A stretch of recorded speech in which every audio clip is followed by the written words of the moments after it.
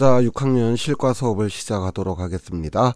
오늘 배울 내용은 교과서 108쪽에서 109쪽까지의 내용이에요.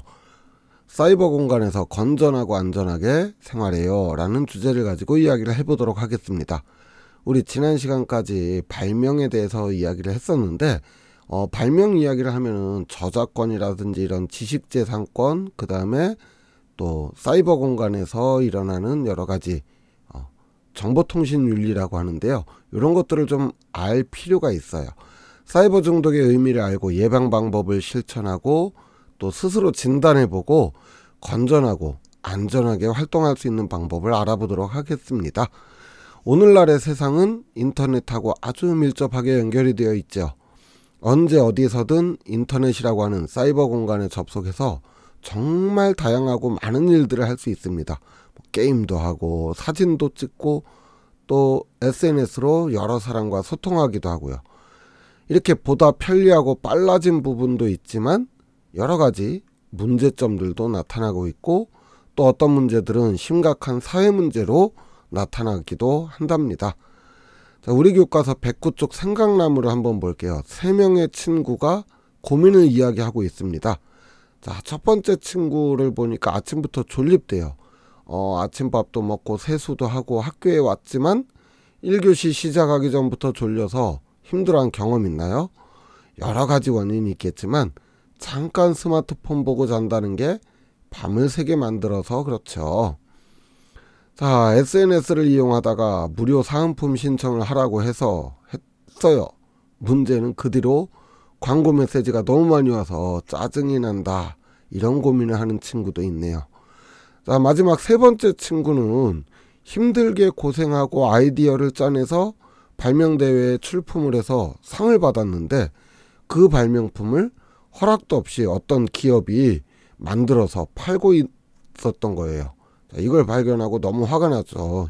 이거 내 건데. 그쵸. 이런 문제들도 인터넷이라고 하는 공간 때문에 나타나는 문제입니다. 스마트폰과 인터넷 등 사이버 공간이라고 하는 것은 우리 생활을 보다 편리하고 또 재밌게 만들어줬어요.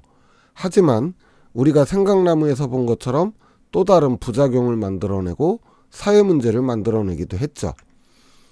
자, 사이버 중독 또는 스마트폰 중독 많이 들어봤죠. 중독이라고 하면 어떤 이미지가 떠오르세요? 약물이나 술, 도박 이런 걸로 사람이 아주 망가져가지고 폐인이 된 모습이 떠오르나요? 자, 예전에는 스마트폰이나 인터넷 중독이라는 말을 사용했지만 요즘은 과의존이라는 용어를 쓴답니다. 말 그대로 지나치게 의존하는 상태를 말하는데요. 중독이라고 말하는 것과는 조금은 다른 개념입니다. 비슷하다고 볼 수도 있고요. 자, 그렇다면 어떻게 하는 것이 사이버 중독이다 라고 말할 수 있을까요?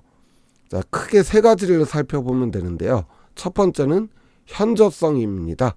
현저성이라고 하는 것은 일상에서 인터넷이나 스마트폰을 이용하는 것이 다른 일보다 눈에 띄게 나타나고 또 가장 중요한 활동이 되어버린 상태를 말해요.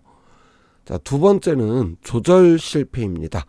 스스로 힘으로 사용시간이나 패턴 또 잠깐 쉬어야지 하는 이런 것들을 조절이 안 되는 상태. 그러니까 마음으로는 너무 많이 했어 그만해야지 하는데도 자꾸 손이 가는 상태, 이런 걸 조절 실패라고 하죠.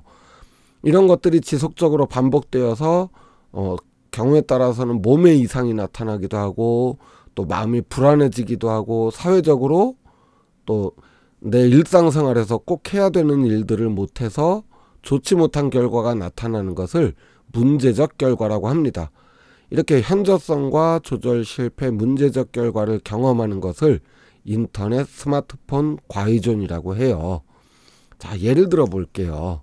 잠들기 전까지 스마트폰이나 태블릿 또는 컴퓨터로 인터넷 세상에 푹 빠져 있다가 숙제나 공부를 하다가도 자꾸만 핸드폰이 신경 쓰여서 집중을 못하고 작은 시간이라도 잠깐만 짬이 나면 바로 스마트폰으로 손이 가고 다음날 그러다 보니까 너무 졸립고 몸은 무겁고 해서 힘든데 또 스마트폰을 만지고 같은 패턴을 반복하는 상태가 됐다면 현저성과 문제적 결과, 조절 실패가 모두 나타난 매우 위험한 상태라고 볼 수 있겠네요. 우리 교과서 108쪽에는 그래서 스스로 간단하게 자신의 사이버 중독을 점검할 수 있는 체크리스트가 있어요. 한번 확인해 보는 게 좋겠죠. 사이버 공간에서 게임하는 게 친구들과 만나서 노는 것보다 더 좋다라든지, 또 수업 시간에도 자꾸 사이버 공간에서 하던 활동이나 게임이나 이런 것들이 생각이 난다.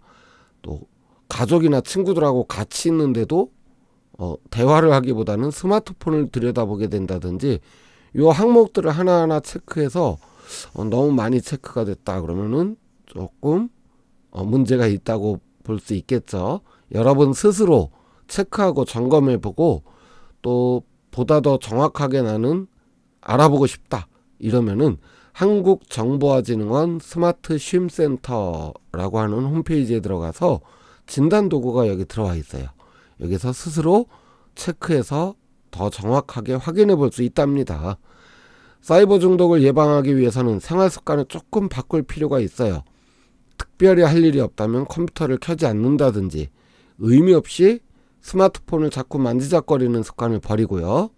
컴퓨터나 스마트폰, 인터넷을 할 때는 스스로 시간을 정해두고 규칙을 지켜서 하는 습관을 들이도록 노력을 하고, 무엇보다 스마트폰이나 인터넷을 하느라고 정말 해야 되는 중요한 일이나 또는 식사 시간, 또 잠자는 시간, 이런 일상생활이 무너지지 않도록 노력을 해야겠죠.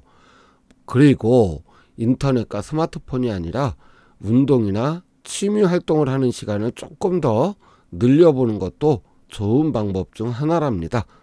인터넷이나 스마트폰이 꼭 나쁜 건 아니에요. 당연히 아니죠. 하지만 우리의 일상을 무너뜨리고 건강을 위협한다면 문제가 되겠죠. 우리 모두 균형 잡힌 생활을 통해서 건전하고 안전하게 사이버 공간을 이용하자고요.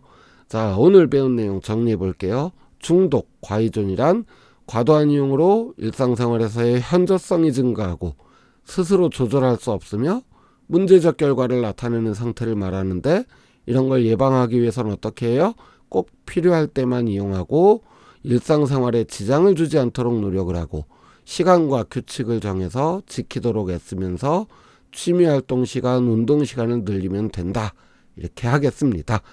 자, 오늘 수업은 여기까지고요. 다음 시간에는 우리 소중한 개인정보와 지식재산을 지키는 방법에 대해서 알아보도록 하겠습니다. 오늘 수업 마칠게요. 수고하셨습니다. 안녕.